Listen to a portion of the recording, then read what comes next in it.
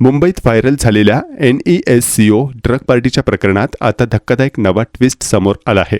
या प्रकरणातील मुख्य आरोपींपैकी एक असलेल्या आनंद पटेलच्या कुटुंबाचा गुन्हेगारी इतिहास उघड झाला असून त्याचा वडील लखन पटेल हा कल्याण डोंबिवली परिसरातील कुख्यात रेशनिंग माफिया असल्याचे समोर आले आहे।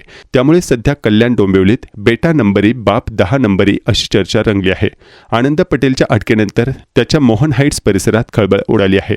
आधीच मुलगा ड्रग प्रकरणात अडकला म्हणून धक्का बसलेल्या लोकांना आता त्याच्या वडिलांच्या गुन्हेगारी पार्श्वभूमीमुळे दुहेरी धक्का बसला आहे।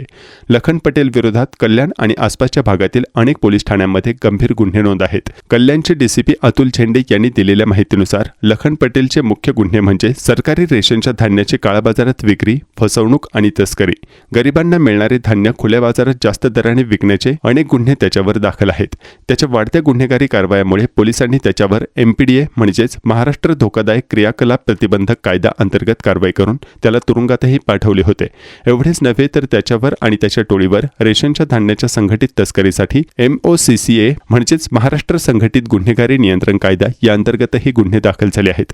तपासात असेही उघड झाले आहे की लखन पटेलने रेशन धान्याच्या काळ्या बाजारासाठी मोठे जाळे उभे केले होते। या जाळ्यात अनेक वाहने, गोदामे आणि साथीदार गुन्हेगारांचा समावेश होता। याशिवाय भारतीय दंड संहितेचे कलम 420 आणि 406 अंतर्गत फसवणूक, विश्वासघात तसेच अत्यावश्यक वस्तू कायद्याचे उल्लंघन आणि सरकारी अधिकाऱ्यांच्या कामात अडथळा आणल्याचेही आरोप त्याच्यावर आहेत। कारवाईसाठी गेलेल्या पुरवठा विभागाच्या अधिकाऱ्यांना धमकावल्याच्या घटनाही समोर आल्या आहेत। ठाणे क्राईम इन्व्हेस्टिगेशन डिपार्टमेंट आणि झोन 3 पोलिसांनी वेळोवेळी या ठिकाणी छापे टाकून त्याच्या गोदामांमधून लाखो रुपयांचे तांदूळ आणि गहू जप्त केले आहेत। कोळसेवाडी, बाजारपेठ आणि खडकपाडा पोलीस ठाण्यांमध्ये त्याच्या विरोधात सर्वाधिक गुन्हे दाखल आहेत। दरम्यान NESCO ड्रग पार्टी प्रकरणात अटक झालेल्या आनंद पटेलची चौकशी सुरू असून यातून आणखी धक्कादायक माहिती समोर येण्याची शक्यता पोलिसांनी व्यक्त केली आहे। सध्या या प्रकरणाचा तपास वेगाने सुरू असून यामागील गुन्हेगारी जाळे आणखी मोठे असल्याचेही उघड होण्याची शक्यता आहे।